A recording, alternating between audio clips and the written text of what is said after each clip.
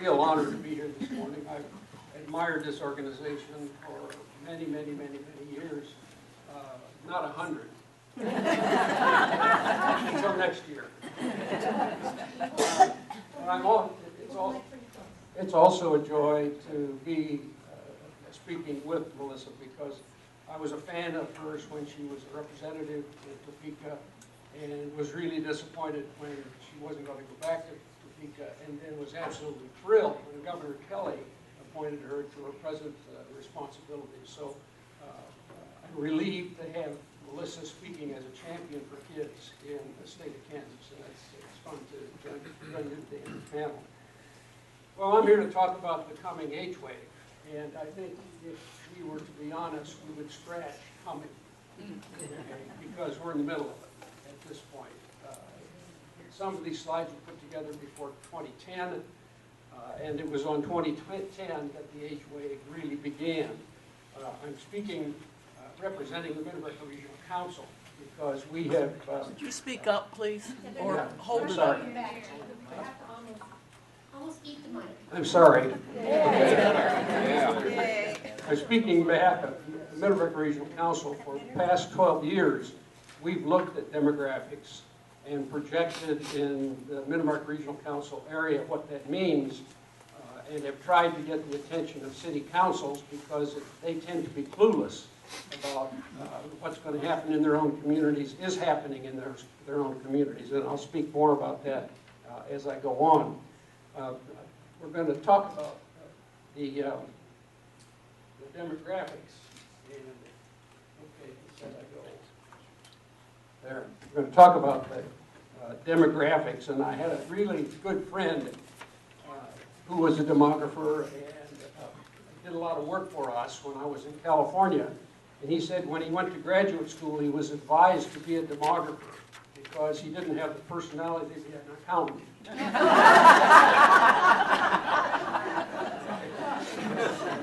And he also told me some rules of demography. He said there are only really two rules of demography. And the first is, if you're not born, you don't count. And the second is, children tend to become adults. He said if you understand those two fundamental rules, then you've got everything you need to know about demography. And that's what I'll show you this morning in my presentation. Remember, as we all know, aging begins at birth. And death is still 100% certain. And so we're looking at that progression as we go through. And Mark Friedman, who I'll talk a lot about this morning, is a great observer and writer about the possibilities of aging, said for the first time in America, we now have more people over 60 than under 18. Just think of the implications of that information. The demographic pyramid shows us what we need to know. Here is, there's supposed to be a pointer in there somewhere. The red button, like the very top button. Okay. You see here, males and females, males on this side, females on this side, and you go back to 1950 and look at the birth rate in 1950. Well, this is the pig that the snake swallowed. And you can track it up to 2050 as a projection and see what happened to the infants that were born in this year and how they are changing our society as they grow older. That's the population pyramid, and it's determined by a number of factors, including the birth rate, nutrition has improved since 1950, and healthcare has improved. So we're living longer, and that means there are more of us. Today there are a lot more old than young globally, and that's just a fact of our lives. In fact, right here in 2020, okay, where's my red button? 2020, you'll see that the population of children under age 5 has declined. while the population over 65 has grown. Okay? And see the convergence point right there? That's now. That's now.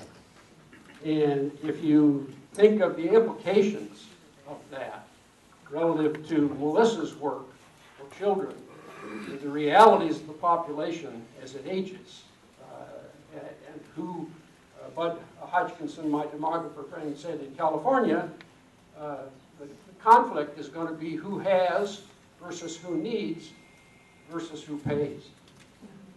Okay, and we're facing that same thing here in Kansas as well. The projected change by age group shows 1900, and the bottom line is the 85 and over. And I want you to notice in 1960, right there.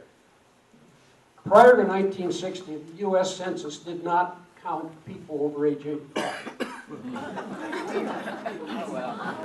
Okay? 1960. Because there were too few of them in the country, and they were dying off. Okay? But look what's happened since that time in terms of 85 and over, and look at the growth of that 65 and over boomer generation. Okay? How many of you in here were born between 1946 and 1964? You're the problem. Okay. Another issue is the increase in life expectancy. And if you look in 1940, it wasn't very high. Okay? Percentage of Americans expected to survive to age 90. Age 90. Okay? And look at the growth of that number. By 2000, it was up to 28. It's higher than that now. And it's headed to 42% of the population will live to age 90. Now that gives those of us that are approaching that area a lot of hope. But I'm already on the other side of the average age of an American male. Okay, so my time is over. I'm going to borrow time. But older people, as they grow older, will be competing with everybody else for limited resources. And that's a given. Now the next three slides are really the ones I want you to remember because they affect us all. This is the Kansas, and we include Missouri because I'm a member of Regional Council. Just concentrate on Kansas. This is the population of 65 and older by county in 2010. It was only 9 years ago. Okay. There are only 8 counties here in the yellow that have 25% of their population at 65 or older. And this is 2010 census data. Okay? Hold your breath. Hold your breath. Oh, wow. This is 2030. Okay? 66 counties have 25% or greater population age 65. And all but 40 counties, in terms of the House districts in the census, okay? In terms of urban programs and federal dollar distribution, okay? How do you think that might be gerrymandered when the time comes? Okay? How do you think people in the yellow states are going to vote on things that Melissa is going to need from the blue states? Just this week, I heard a farmer from western Kansas who said the only way he could survive was by buying farms that became available from farmers that could no longer make it. And so he's growing and growing and growing. And he said eventually it'll be the urban people in Kansas who will be called on to care for the rural counties. Okay? I ought to just leave that up there and we can talk about it all morning. What do you think? Okay? Here's the KC Metro data. Do you want to say anything about this? Yeah. other than going. Funny, when I present this slide, usually there's a pressure drop in the room because everybody goes. It's got incredible implications for what Melissa will talk about in a few minutes. This is a map or a graph of the 9 counties in the Mid-America Regional Council region. Okay? And look on top is Johnson County, had 45,000 people over age 55 in 2000, and by 2030, 10 years from now, there will be 144% increase in that number. Okay? And you see the blue line right there, the dark blue line? That's Johnson County. Okay? And that represents population 65 and over. And in our work in Kansas City communities for all ages, to this day, awareness is not sufficient to have a conversation with a city council person in a city. They're unaware. And if you've ever heard of the Yankelovich curve of public affairs, it's a bell-shaped curve, and an issue starts, and you have to push it and push it and push it in order to try to get any kind of awareness that you want for public affairs. And it takes a very long time before it gets to the top. And once it gets to the top, that's the tipping point. And then it starts to race down the other side of the bell-shaped curve, and it's too late for a lot of things, because the planning and preparation necessary to cope with what's going to happen after that tipping point just doesn't happen. And that's why we have communities for all ages at MARC. Now let's speak a little bit about the other end, millennials. We hear about millennials all the time. In fact, that's all the elected officials and city councils want to talk about. Oh, how can we attract the millennials? How can we keep the millennials? They were born between 1982 and 2000. But here's the key. There are more millennials than there are boomers. Okay? The last boomers will die off around 2050. At the same time that the first millennials will turn 65.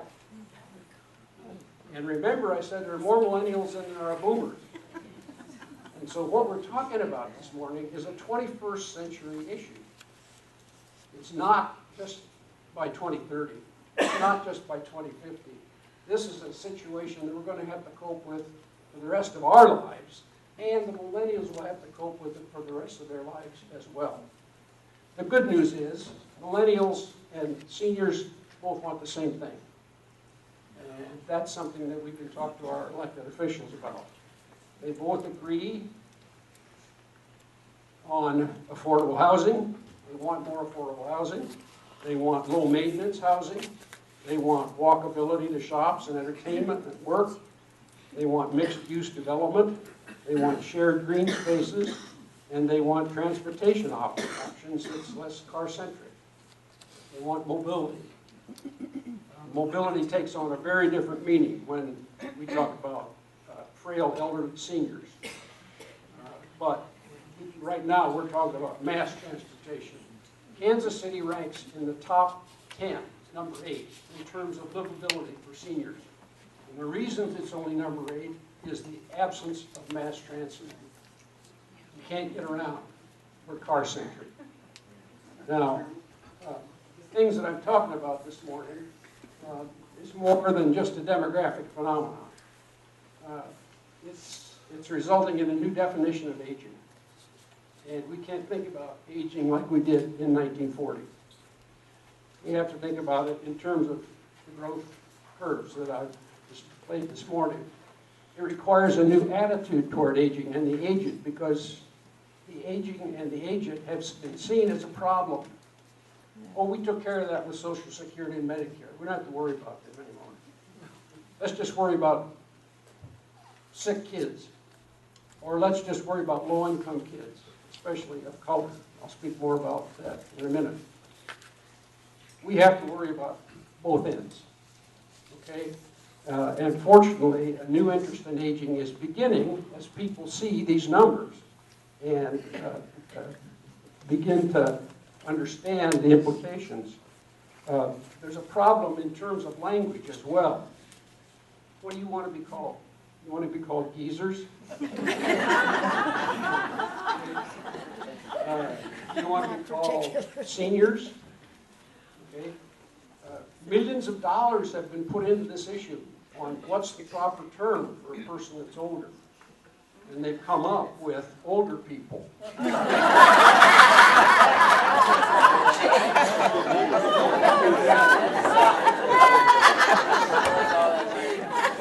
my purposes, however, I'm not going to use older people very often because I'm going to talk about seniors. I think seniors is more respectful and it represents the kind of capabilities that exist, and it's a positive term. But there is a changing meaning of aging. Now, you can look right over here, and I'll talk about that in a minute. Increased longevity has changed the meaning of chronic age. For example, a 60-year-old might now be considered middle-aged, while in 1800 that same person was seen as elderly. Okay, for reasons that you saw on the census data. At that point in history, fewer than a quarter of males were likely to survive to age 60, while today more than 90% will. All right? By the way, the picture is of an 85-year-old physician in New York. Wow. And all you women can eat your hearts out.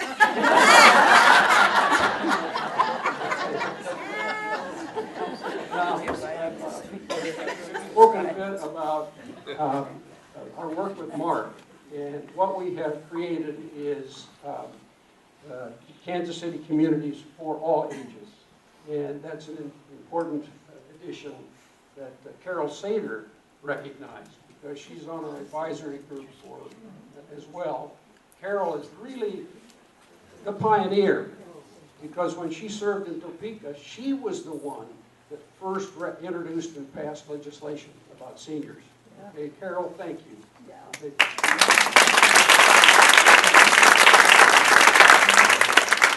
And we knew we needed a champion, and so we took Carol and a few other people down to talk to David Warm at Mark.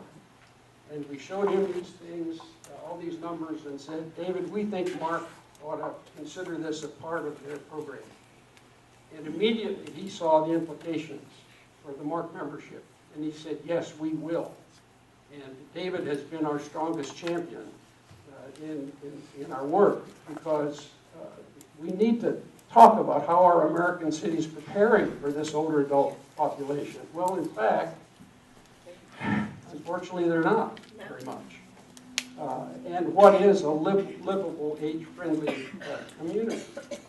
Remember, the Mid-America Regional Council, Mark, covers 2 states, 9 counties, and 119 cities. Okay? And that's why it seemed to be a logical place for us to take our program. Because if we can get it on the agenda of the city councils, then it's likely that we'll be able to get some traction. What is a livable community? And this is from the World Health Organization, and it's been modified slightly by the AARP. But a livable community is one that is safe and secure, has affordable and appropriate housing and transportation options, and offers supportive community features and services. Once in place, those resources enhance personal independence. We'll talk a little more about that. Allow residents to age in place and foster residents' engagement in the community's civic, economic, and social life. And it's that last sentence that I'm going to dwell on in a few minutes. We have a recognition program for communities of all ages. And we've enticed only 20 communities so far to go through this process. It started with the first-ring suburbs, which are right around the urban core of Los Angeles, and then as the first-ring suburbs, we're facing problems of gentrification. And that's why they picked this up quickly. We're up, as I say, we're up to 20 counties, or 20 cities, most of which are in Missouri. The only gold level, which includes implementation of a plan of some type through the city council. In Kansas are Mission and Roland Park, okay? First string suburbs. There are no silver level assessments in Kansas yet. But in terms of the starters, the awareness, bronze level, we have Olathe that's discussing this in its city council. We have, hold on a minute, Lenexa, which has started discussions with the city council. And on December 5th, we hope to take it to the Johnson County Commission, because the Johnson County staff is interested in making the whole county a community for all ages. We'd love to get it into Overland Park. We'd love to get it into Shawnee. We'd love to get it into some other of the cities in Johnson County, but they just don't have time for it on their priorities, they think. Okay. I'm going to whip through quickly. Okay. This is our checklist. I want to see social inclusion and civic participation. Challenges that we face, I talked about a little bit. This is our website. This is our website.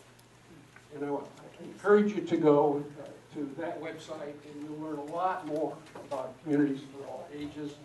And the key person is Kathy Boyer-Sechel, and she's the one in charge of Mark. Now, when I was at the Kaufman Foundation, I had the privilege of serving on then Governor Mel Carnahan's Special Task Force on Early Care and Education for Missouri.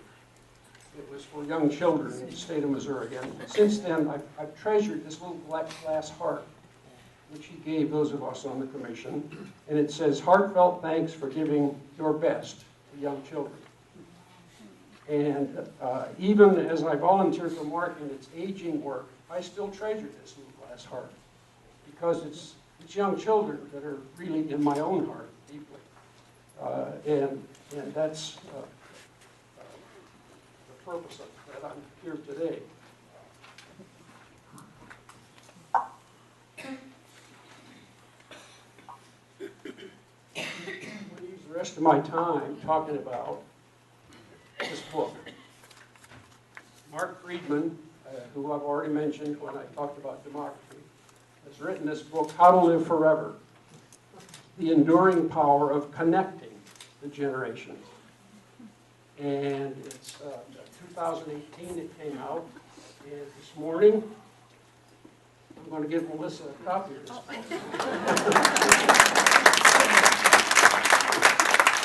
Because in my view, as I'll point out, I believe it is not kids versus canes, not at all. I think it can't become kids versus canes, or we're really in trouble, because the boomers have incredible potential, okay? The boomers are better educated, more economically well-off, healthier, and more politically active than any generation before. And they're much more civically engaged, okay? Only a few will be frail elderly, and that's a problem of understanding, because when we talk about seniors, we think about canes, we think about lack of mobility, we think about nursing homes, and 80% of the elderly will never see the inside of an institution until the last few weeks of their lives. Okay? So we have to learn how to take advantage of this potential. We tell people who are starting retirement they are not on a 25-year vacation, because they have these skills and knowledge, and they have to apply them if they find purpose and live healthy, happy lives for the rest of their third half of their lifetime. Now, for the first time ever, the G20 nations, the most developed nations, met this summer in Japan, and they said that the aging population must become a G20 priority. And they called on all global leaders to address the policy issues and implications of an aging world. This is a gray versus brown problem in the United States, because there are 110 million in 2016 over age 50 and only 74 million young people. You saw the divergence of curves. That already has happened in Kansas. And the media and academics tend to put a very negative spin on that conflict. But The Economist magazine, in the September issue, which I also provided a copy to Melissa, has a wonderful thing on the poor in America. And you cannot decouple these two issues. I think the poor and the aging go hand in hand. We can't worry much about that because we got to make it an opportunity instead of a problem.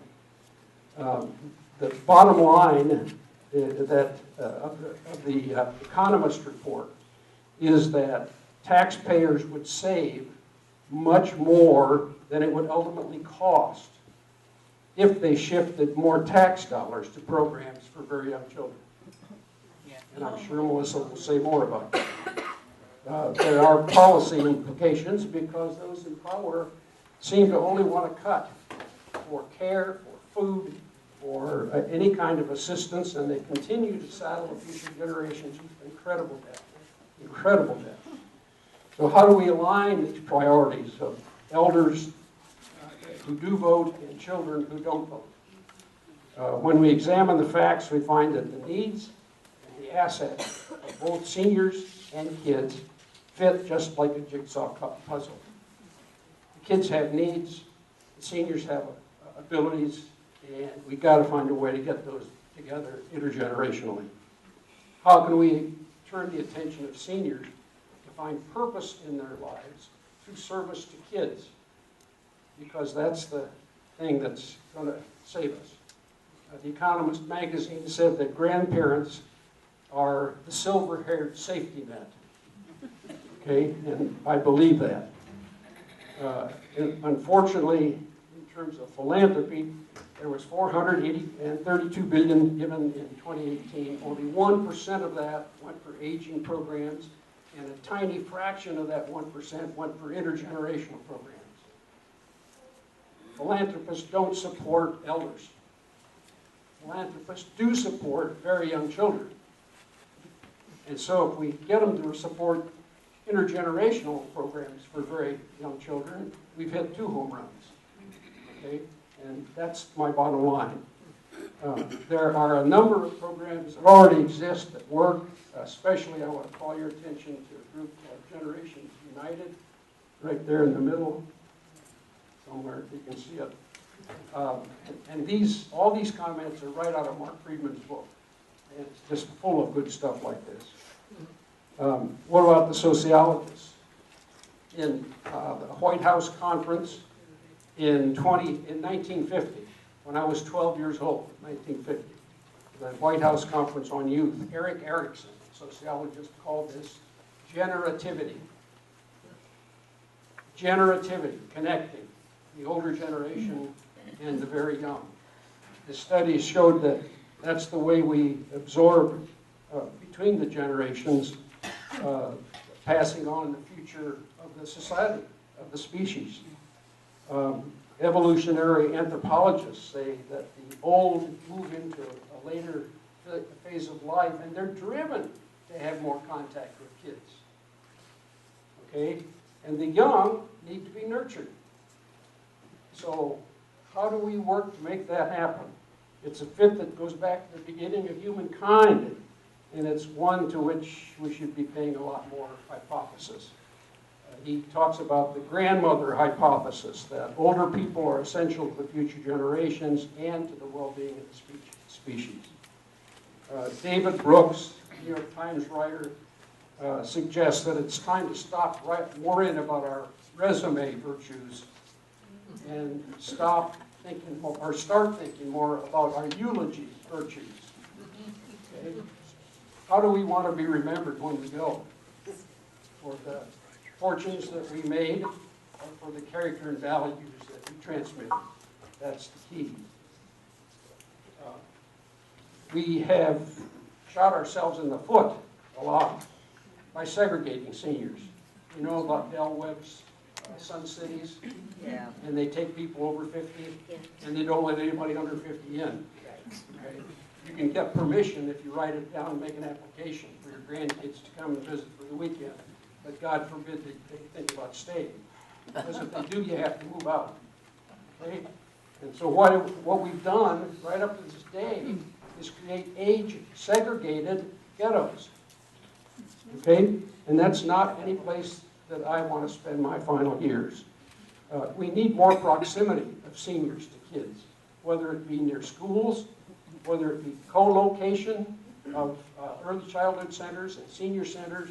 There are lots of ways we could solve this problem or address it, and that's what we need. Finally, I want to talk a little bit about Singapore. You know where Singapore is. It's a little city-state out in Asia. It includes 56 million people condensed into 278 square miles. Now compare that to Kansas. We have just 2.9 million people, and we have 82,000 square miles. Okay? So Singapore's got a problem, because in 1970 their ratio was 1 to 37, and today, or 30, by 2030, that ratio is going to be 1 to 4. And as you know, that's coming in many Kansas counties as well. So the elected officials have agreed to commit $2 billion to intergenerational programs over the next few years. $2 billion, because this is such a problem, to reconnect seniors with their kids. It's unlikely that Kansas is going to find an extra $2 billion laying around, okay? But I think we can increase awareness of the benefits of intergenerational programs and try to make that happen.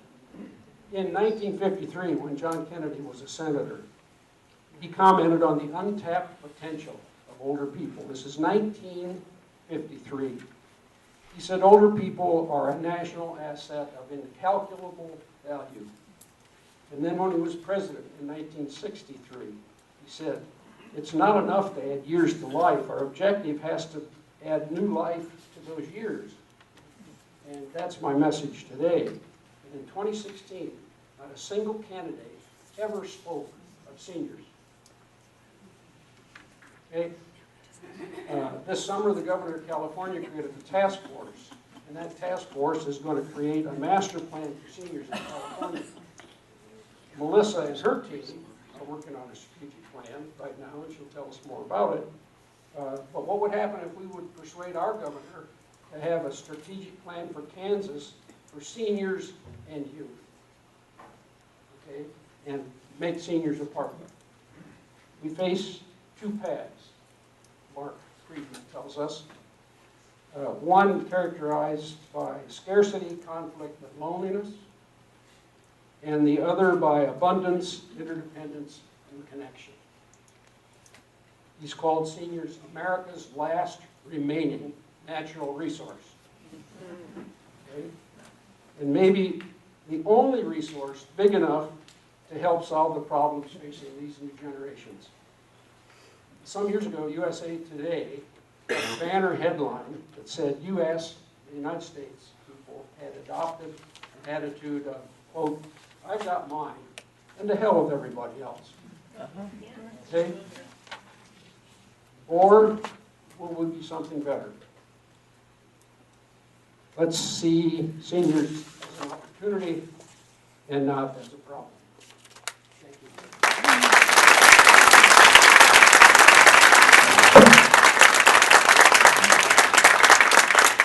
Before Melissa begins, I want to remind you, I have cards on, I think, every other chair. We're doing questions for Melissa and Jean today with cards. Please write your question on cards as you think of them during the presentations, and we'll collect them a little later. Thank you. Thank you so much for inviting me here today. And Jean, that was a terrific presentation. I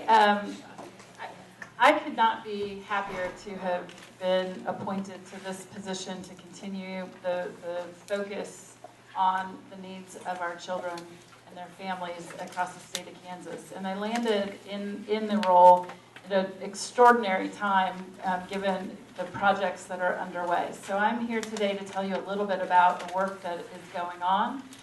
But I'll start first by framing with some background information. Brain science has come a long way. The research tells us that the first 3 years in particular, but certainly the first 5 years of life are a time of just extraordinary growth and development in the brains of our children. We know that between birth and age 3, there are 1 million neural connections being made every second. Every second. So brain architecture is forming at an astronomical rate, and every interaction that a baby has is a learning opportunity.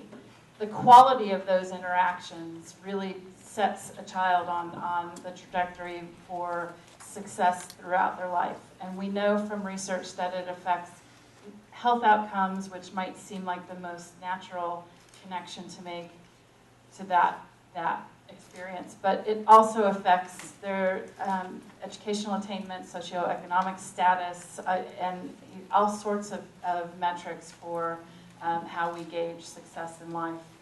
And so we really have had a lot of information that has been provided over the years to illuminate the fact that every second a baby is learning and growing and doing extraordinary things, even as it appears they're just laying on their blanket and just chilling. So what we have, when I was in the legislature, the foresight of, this was 1999 when the Kansas Children's Cabinet was established in state statute as the Kansas response to the Master Tobacco Settlement Agreement. So we know that the settlement agreement collects a penalty from the tobacco companies for the years of false advertising about the dangers of their products. There's a national trust that was formed. There's a formula for calculating nationally what the tobacco companies have to deposit into that trust every year. And then there's a formula for distribution of those funds across the states that joined the lawsuit. Kansas was one of those states. These payments will continue in perpetuity. They are based, and this is the only thing that makes me uncomfortable, they are based on tobacco sales. So we know that with the epidemic of vaping, the e-cigarette craze, that is actually the tobacco industry's workaround to the Master Settlement Agreement. So those products didn't exist, and they are not incorporated in that agreement. So our share as a state, actually the census has a huge role to play in the formula that calculates state share. So I appreciate the focus on those issues because every person will matter to the way the funds get distributed to the states in the future. This is the statute, and it defines a specific set of goals and responsibilities for the cabinet. Our chief among them to give guidance to the governor and to help identify barriers and gaps in service, to coordinate and facilitate the work between state agencies for children and their families, and to be basically the hub for a lot of activity for our youngest Kansans. The statute that created us also created something, two entities. So the Kansas Endowment for Youth receives the state share of funding, and it is intended to be an endowment that accrued the corpus that would be invested over time, creating enough of a balance and generating enough interest to support early childhood funding in the long haul, to help us deal with the rise and fall of revenues for our annual share, because it does fluctuate year to year. We won't know what fiscal year 2021, what our share of that settlement will look like until April of 20, and it's really hard to plan ahead when there's so little time. So the endowment today should have $1 billion in it because we are 20 years into the settlement. What we actually have in the endowment is about $17 million.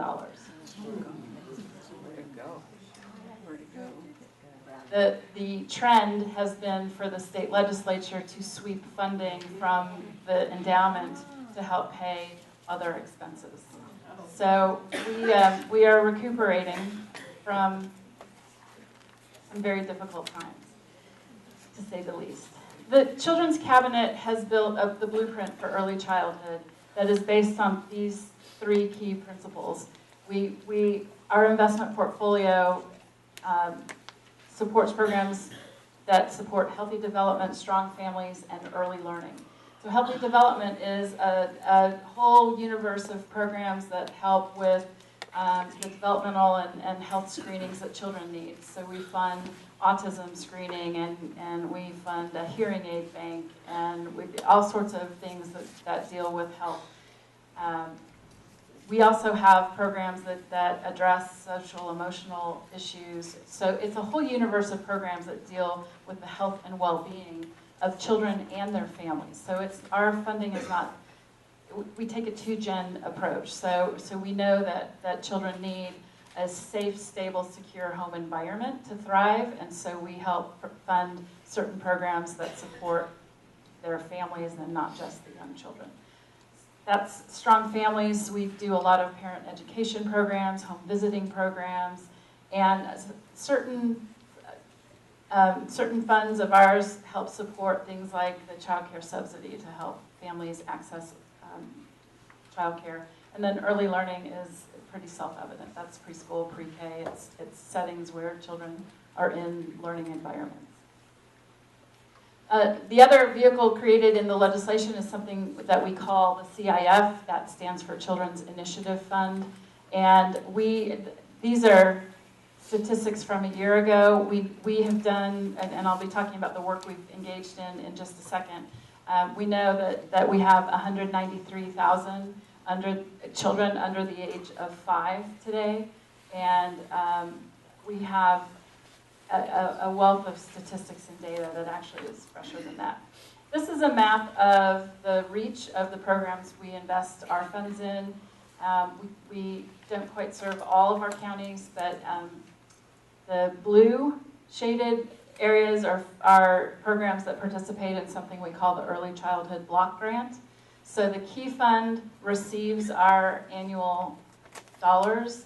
The legislature then has to appropriate funding to transfer into the Children's Initiative Fund, and that Children's Initiative Fund actually funds a variety of programs. We send money to Department of Children and Families, the Department of Health and Environment, and the Department of Education to help fund programs in those state agencies. And we have about $18 million to invest at the discretion of the Cabinet in programs that go through an RFP process to apply for grant funding through the Early Childhood Block Grant. And then we actually are the state lead agency that receives funding through a federal program that's community-based child abuse prevention funding. So those are the purple programs. We fund 6 community-level programs, and 1 statewide grant is given to Kansas Children's Services League. We are directed in our statute to use evidence-based, data-driven decision-making, and that the programs we fund must participate in an accountability process to evaluate the efficacy of the investments and to help us show the return on investment. So we have created a system of common measures that our programs agree to participate in. So it's a series of, it's a menu of screening tools and evaluation tools. They identify the things that make sense for their programs. So there's some of them deal directly with early learning and assessments for that. Others are developmental screenings. Ages and Stages questionnaire is one type of screening that helps identify potential problems and refer family for more in-depth review. And then all of the data collected, there's a data system we call DAISY that they upload the data in. So we at the Cabinet hold the largest repository of data on children under the age of 5 for the state. But our data doesn't get connected to, we don't communicate and share with other programs because of some policy impediments. So where we know a lot about what's happening for our kids in the, the given time frame, what we're struggling to show is a longitudinal picture of the value of the investments over time, and that is one of the priorities that I'll be talking about later. So when I arrived at the cabinet in February, Kansas was already engaged in a project to strengthen the early childhood care and education system in Kansas. It's funded on the strength of a federal grant that we were awarded at the end of 2018. So let's dial back to the summer of 2018.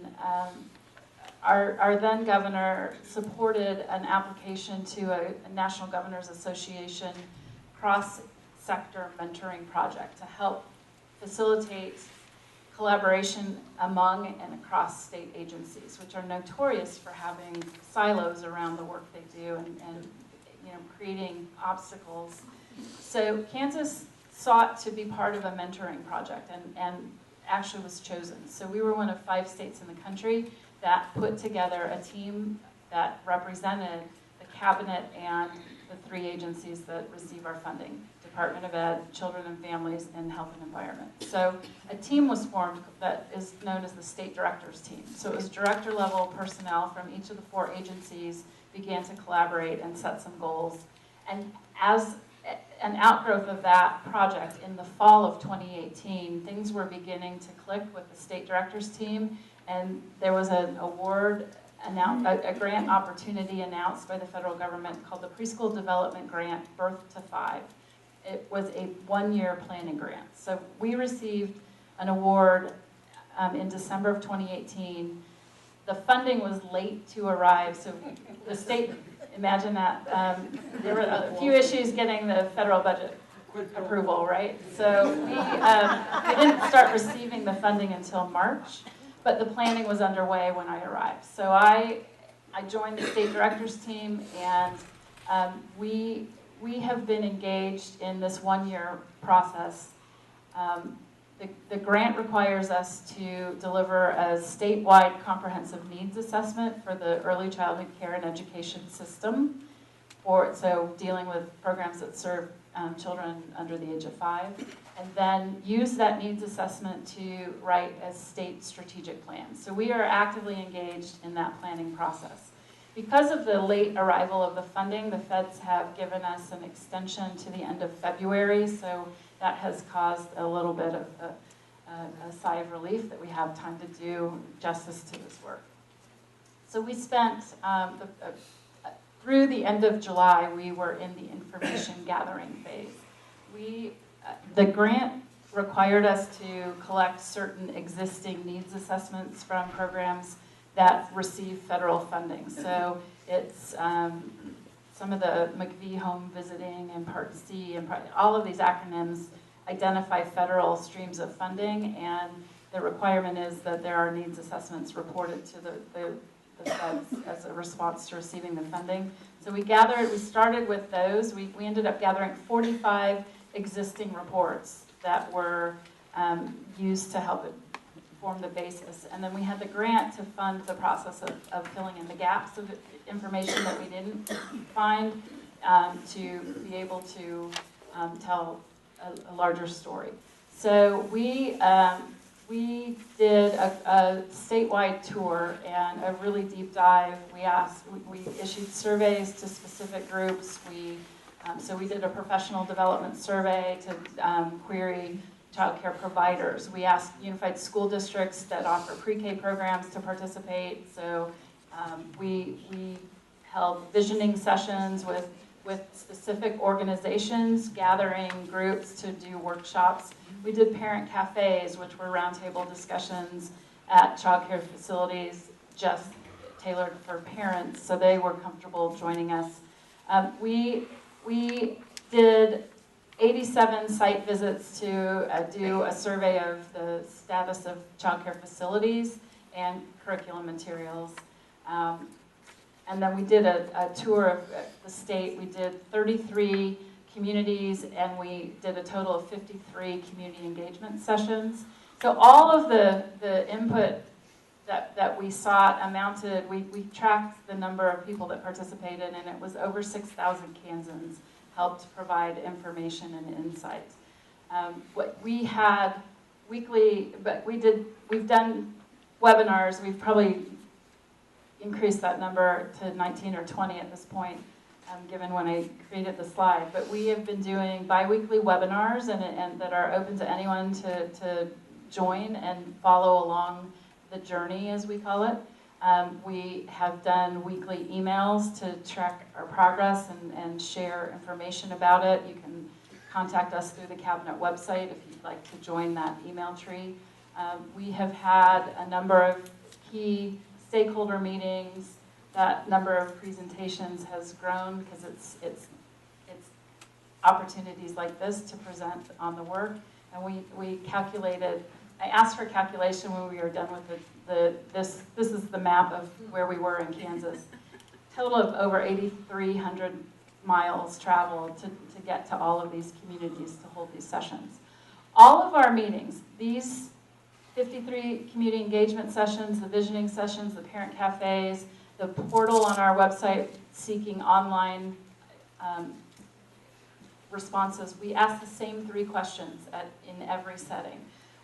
And these were workshops, so we had table groups that joined in the work at their tables and then shared out to the room, and we gathered all of the input, both from the individual and the tables. But at every session, what we asked Kansans to tell us was, first, we wanted to hear about bright spots happening in their local community. We wanted to give people a chance to brag and shine and tell us what was energizing them in the realm of early childhood. So to a couple of the ideas you expressed, we actually have some situations in Kansas where we do have senior centers that are opening child care facilities. In one case, it's because in order to attract staff, they need there is work being done to set up a child care facility, but it involves the residents of the center as well. So we know we have some really innovative ideas happening out there because we heard them at every stop along our way. The second question was to do some visioning, and we asked people to envision where their early childhood system would be in their community if the barriers were removed. And this was a tough one. People kept defaulting to, but that costs money, and we kept saying, we are asking you to dream big, and if you could control for all of the things that have to be handled, if all of those problems were handled, what is your goal? And then the hard part was the reality check. The third question was to assess what those barriers actually are, and then to do some priority setting. So for every community of people that gathered, we have the same questions, and so responses varied in terms of the personality of the communities, the things that energize them, the things that scare them. There are regional differences, but there is so much that we heard across this whole universe of settings that was consistent. So I don't know if this slide is actually going to be meaningful, so I will skip it. It's sort of a visual of what we developed out of the whole process, the framework that we established. But our needs assessment is drafted. We will plan to turn it in the formal federal report. Our goal is to turn that in December. So it needs some polishing, some wordsmithing, making sure that we've done our spell check and that all of the I's are dotted and T's are crossed. But it is basically done. We had to inform the rest of the work. So we identified some key findings. But we also, all 7 of these areas are, actually all are informed by 2 central messages. Number 1, the key message that we want to convey is that geography matters. And it's not just in the traditional sense. We know rural communities are different than our suburban county or the inner city core. But within communities, geography impacts the ability of families to access services. So we still have very, very troubling issues with accessibility and availability. Transportation is one of the biggest stresses on the system. That is actually the second central theme that we have established to govern the work that we're doing to plan. Families are so busy struggling to meet their basic needs that they cannot get to a place where they have the capacity to start thinking about the quality of the care that their children are receiving in the environments their kids are in. The struggle is real. And people will look at what we have put into the needs assessment as our findings and say, well, duh, you didn't need to go on your 53 meeting tour to tell us that. But what I want to tell you is that what we've done is document it with data. So it's not just anecdotal information. There is data driving this conversation now that we can refer to and use, and this will be a tool that can be used in the advocacy work that lies ahead. So basically, to run through the findings, the accessibility of services for families with young children is incredibly inequitable.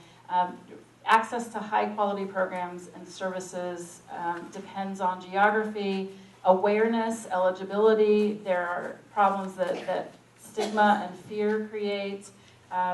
We have transportation issues. I mean, it's just all different forms of accessibility create problems.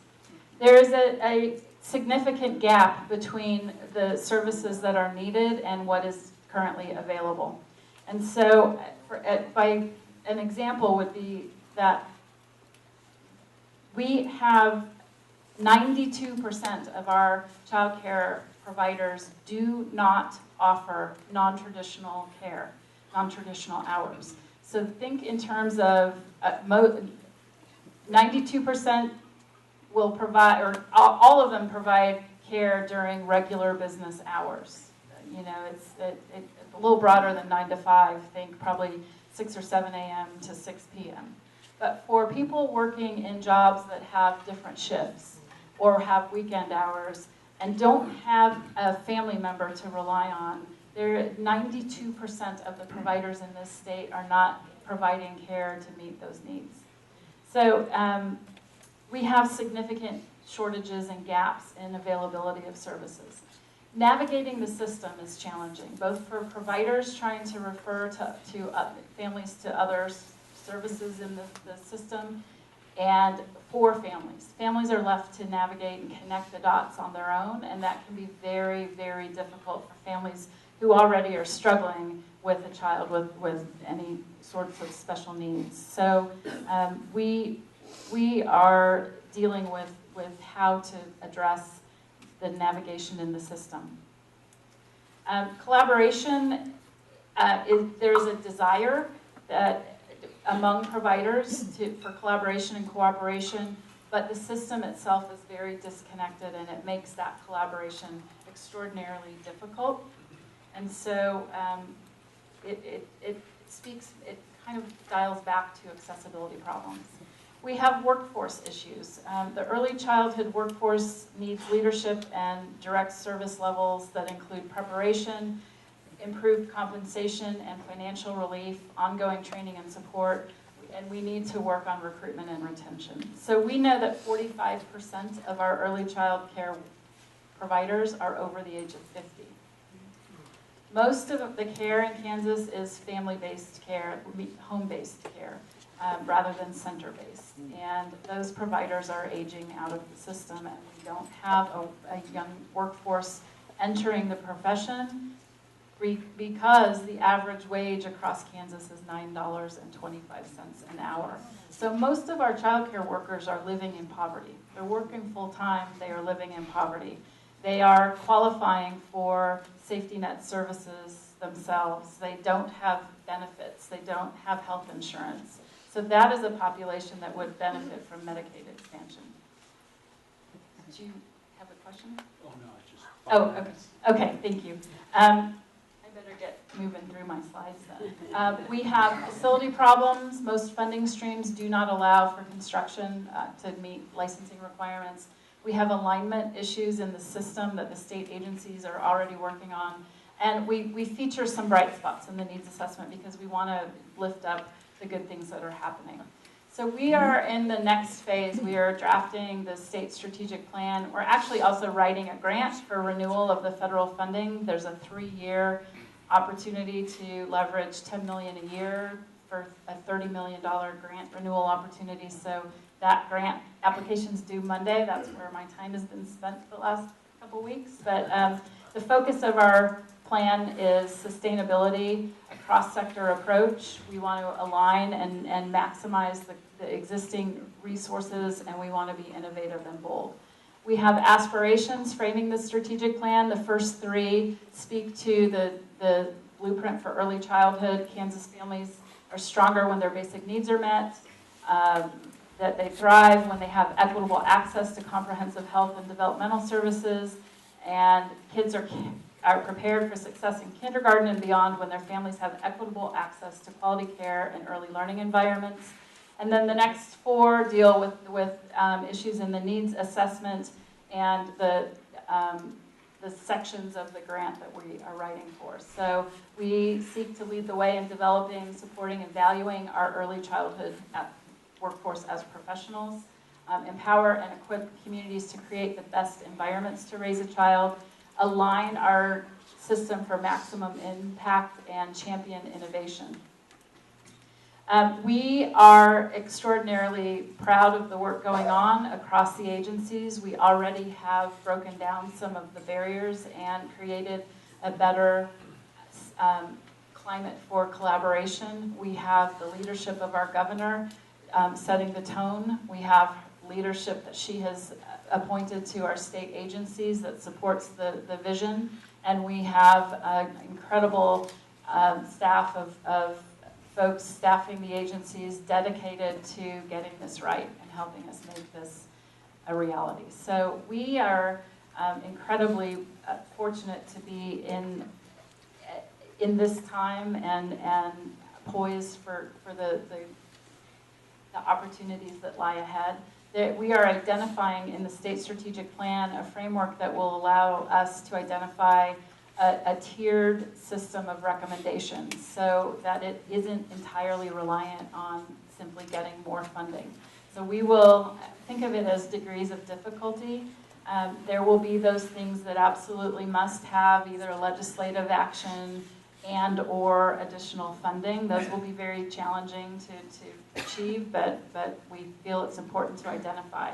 There will be things that are identified as goals in the strategic plan that can be accomplished with the right kind of collaboration between the agencies doing things differently. And we will also have community level ideas in our strategic plan, things that communities can make happen for themselves. I would be remiss if I didn't offer a couple options for how you can stay connected to the work. So we had a project as part of the information gathering called Our Tomorrows, which we have a citizen journalist in the room. Claire is trained to help connect people to Our Tomorrows. I don't know if it's active right now. We had a prompt and people could offer individual stories that help give us lived experience to draw on. We will be changing that prompt and keeping that project alive, but so far we've had input from all 105 counties in Kansas, so we know we have reflected lots of unheard voices. Our cabinet website is the hub to find the access to the story map that maps out our journey. It's a timeline that's interactive. You can see individual moments and get more information. You can sign up for the emails and webinars and do all sorts of things by landing on the Children's Cabinet website. So I have the flag that it's time's up, and Jean and I are ready to answer your questions. So thank you. Jean, we'll start with you. We'll give Melissa a break. Any cards for questions? Hold them up. We have people that will gather them and get them up here. We're slated to go this morning until 11 o'clock. So we have about 20 minutes for questions before we wrap things up. So let us know. Hold up your cards. Jean, people are interested. What did Mission and Roland Park do to become gold cities? Give us some examples of what's required to become a gold city. Yeah, the requirements start with awareness, and awareness. Hold it. Microphone. Awareness, yeah.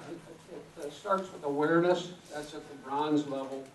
And to achieve awareness, you have to make a presentation to the city council or whatever governing body is at the top. And that governing body has to pass a resolution to agree to begin to become communities for all ages. And once that's done, then the next level, silver level, requires that you do focus groups, that you do community outreach. You find out what the community really needs for all ages that it doesn't now have. It identifies problems that exist and could be eliminated and make it easier to become a community for all ages.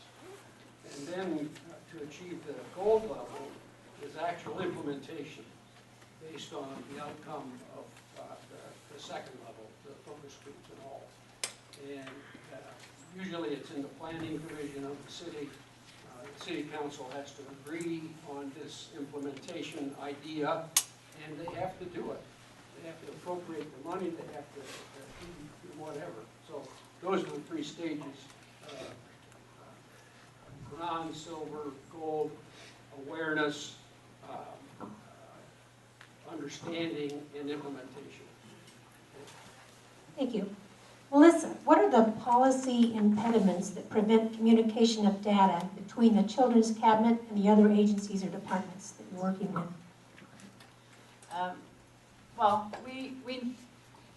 data governance and lack of a common identifier, so we have all kinds of different systems. So we don't have one master state system. Every system is designed for the program that is requiring the data to be collected, and there's not a common identifier. So we don't have a way to connect that data into an integrated system at the moment. But there are best practices, there are ways to create a data sharing trust agreement so that you define ethical use of data, protect privacy, comply with HIPAA and FERPA and all the federal requirements. We have some state level statutory requirements that mandate data sharing agreements be in place between state agencies, and that data, personally identifiable data, can't be shared. There's a world of policy around this, but there is also a path to do that work. And so we are hopeful that we land the planning grant, because we have written in the proposal funding, actually section 6 of the grant speaks to how we will leverage data. And so we hope to land the resources needed to do the work, to hire the specialists, to put the team together that will set up the governance agreement. There is willingness, I will say that, there is willingness to do this, because it would help us, in each of our agencies, it would help us do our work and tell the story better. We have examples in Kansas. In Wichita, there's a child care center called the Opportunity Project. It's known as TOP. A businessman started it as his philanthropy 15, 20 years ago, and in his business life is very data driven. So he put a data agreement in place, a partnership with the Wichita School District. So his preschool program has collected data and aligned and connected and shared with the K through 12 system in the Wichita schools. And they're the first class of kids to go from age 3 to high school graduation graduates in May of 2020. But he's been collecting data all of this time, and the CDC has highlighted TOP's longitudinal data in a study that they produced, and I think it was released in 2017 and has been recently updated. They can show that the return on the investment is $11 for every dollar invested in those early preschool years, saved just on special education costs, because you're intervening at a younger age, catching problems before they grow, and providing the resources that children need, and they're arriving in kindergarten with needs that are better met, and they're better prepared, and so fewer kids needed the IEPs and special ed services. There is other types of return on that investment that the top study it does document, the success beyond high school graduation. There are, we are part of a movement in this country that will use data to better inform decision making. And I am confident that even without the grant, this is a high enough priority that we will find a way to get to the data governance that we need. Thank you. Jean, can you say more about the silver-haired safety net? Who exactly is being saved in that safety net, and who is paying for the safety? And as a follow-up, this is somewhat related, how can we advocate for what you want to present to the Johnson County Commissioners? And the city council, who aren't in the list of cities in Johnson County. That's another thing. I'm sorry, I didn't bring a mirror this morning. Because you asked about the silver-haired safety net. You were the silver-haired safety net.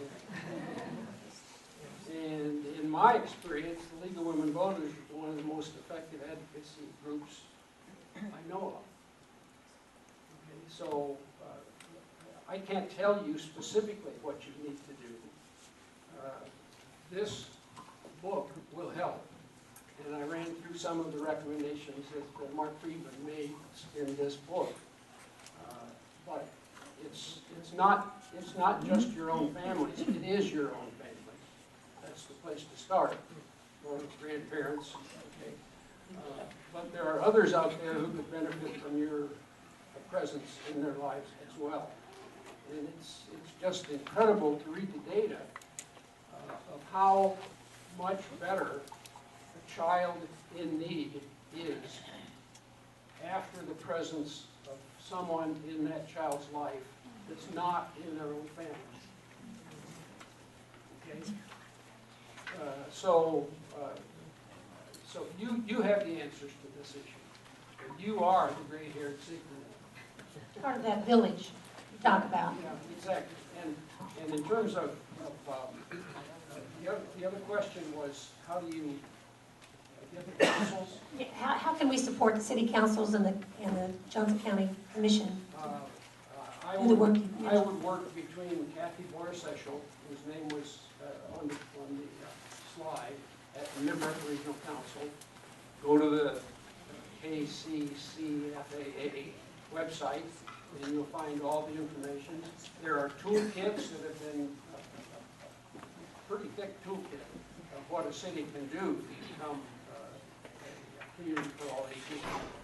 Kathy can help you get in touch with the city planning people, staff, because that's where most of this begins. They see the merit of it, they just can't get the attention of their city council. And working with the city staff and the Mid-America Regional Council, and finding a champion on the city council who understands, then that city council person takes it to the city council and things start happening. You know that drill. You know that drill. Melissa, inequity was briefly touched upon. What statistics do you have for the inequities in services that exist for children of poverty and or children of color? How many preschoolers live in poverty? Yes, we do have metrics. This is a primary focus of the work. The cabinet's investments are targeted at children living in the at-risk population of kids. We know that 19% of children in Kansas, birth to 5, live in poverty. We can break that down by the demographic categories. 39.5% are African American. So I have all of that data, and that's part of that piece that people are not surprised by to hear the statistics, but we have the data to back it up. We have 27% of the families in Kansas who are low income are in that category despite full employment. So it speaks to wage issues and the problems that are created. So that percentage would probably also be in that coverage gap Sure. between Yep. qualifying for Medicaid or qualifying for subsidies. In other words, those that would benefit from the Medicaid expansion. That's right, and we need to quit thinking about the Medicaid expansion as something for a population of able-bodied adults who choose not to work. This is the working poor. These are people fully employed, working potentially more than one job, and still can't make ends meet. And so it's the opportunity costs of not lost to lack of expansion. It's ridiculous how many of our state, these TANF and SNAP, the food and the extra benefits that help families cope, go to people working. And so if we could help improve some of those basic needs, Medicaid expansion being chief among the remedies to help with access to health care, we would actually realize tremendous savings as a state. Can I comment on that too? This is Kansas data. If you want a real heartbreak, get this Economist special report on poverty in America. Because the people in this room, for the most part, are privileged. And we don't understand because we don't come in contact with it on a daily basis. Well, and I would just add that there's you all may have heard of it, maybe even read it, but a book authored by Sarah Smarsh called Heartland is one of the best takes that it gives her first person account of growing up in Kansas in a family that was struggling, and she documents the situation that exists, the endless cycles of poverty. What about immigration? Can both of you talk a little bit about how immigration has affected both ends of the spectrum? We have no data on that. We'll wait for the census, and we're very, very anxious that the census is completed by everybody qualified to complete the census. And we're in a situation in the country where some people are not going to do it out of spite or out of resistance or some other reason. Everybody who can should complete the census. There's fear, palpable fear in Southwest Kansas, which is the concentration of our immigrant population. That's, where I mentioned the different personalities of each of our engagement sessions, that region is very fearful. We had stories of child care social workers for one of our child care programs doing an in-home visit with a family when ICE knocked on the door. And the worker did not know how to handle that situation. So we've provided some guidance. We have a national partner that has given us some guidance. Fear earlier this fall over the public charge issue, which I think is now in court and put on hold. And so we did clarify the services our universe of child care providers provide are not on the list that count against a person, but that fear drives an unwillingness to connect to services in the system, which is a real problem because families are out there who qualify but who will not. We had stories at one of our community engagement sessions in Southwest Kansas. A woman shared that she gave birth at home because she was afraid to go to the hospital to deliver her child because she didn't want to get taken into the system. So we were amazed that she had chosen to join us and was brave enough to do that. But we are equity and awareness of the fragility of certain populations and the fear that drives choices is a huge piece of the work we're doing in our strategic plan. When I was at the Kaufman Foundation, I remember we had a project, Choice, where kids could sign up in junior high school, and if they stayed in school and had good grades, then Mr. Kaufman's foundation would pay for their higher education. And one of the kids in Project Choice signed up as a freshman, just an outstanding, excellent student. I can't hear. He was an outstanding, excellent student. He enrolled in a university and ready to graduate for a university, and suddenly he was undocumented. And he wasn't going to be employable, he was going to be caught, and he committed suicide. Because he had no hope. And he had promise beyond all measure, just the kind of a leader we need in this country, and he couldn't have it. Melissa, the Smart Start program focuses on the quality of care facilities. Are you addressing quality and criteria for services? Also, do you collaborate with parents as teachers? We fund parents as teachers.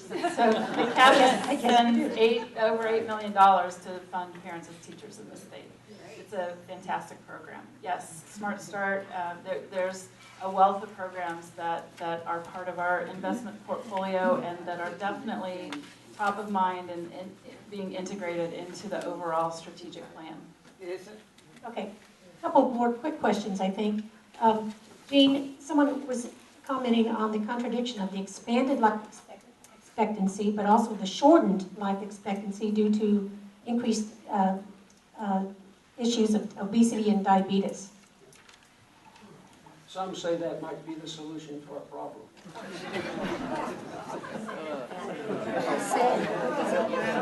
Kind of simple. Yeah, it's an incredible problem.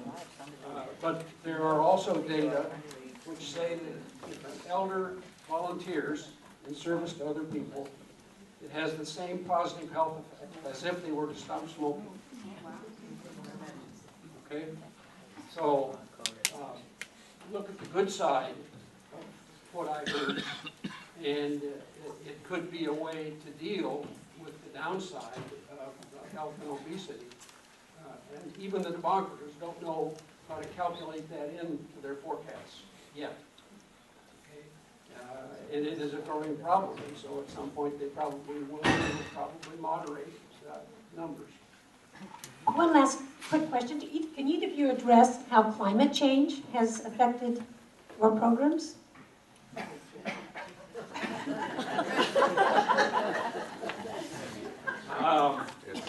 I planted 3 tomato plants and got 100 fruit. We have not, Mid-America Regional Council is working really, really hard on climate change, relative to transportation, relative to site-based, relative to all kinds of things. That hasn't factored in one of the things that the millennials and the kids and the young families and the elders all want is more green space. Okay, it's just a universal desire, and it's on all of our checklists for more green space.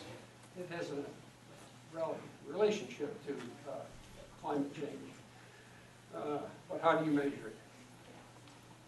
I would say it wasn't a key indicator in our work, but certainly in Kansas, the reliance of our state economy on agriculture plays a role in the experiences of families across the state. Things are changing. Probably trade policies have more of an impact than anything else. We've had abundant crops that we can't sell. But I would say that in our work as a state, we actually are pulling our weight when it comes to climate change. There's always more that can be done, but in my tenure in the legislature, we settled a huge battle between the fossil fuel industry and the renewable energy industry in Kansas. The strength of that agreement, the investments, Wall Street quit investing in wind and solar energy farms while that battle was raging because of the uncertainty for the business climate. They didn't know from one year to the next if the legislature would make changes. But what we did by settling that battle was draw back Kansas investments from national funders because of the strength of our wind sources. Second strongest winds in the country flow through Kansas. So we we were battling over a mandate that 20% of our energy portfolio would be derived from renewable sources by 2020. At the time we settled the agreement, we had wind farms being built that would get us over that threshold, so we took the mandate language out, settled the battle, and resolved that situation. And today, as I stand here, we are approaching 50% of our energy in Kansas is being generated by renewable sources. That's incredible.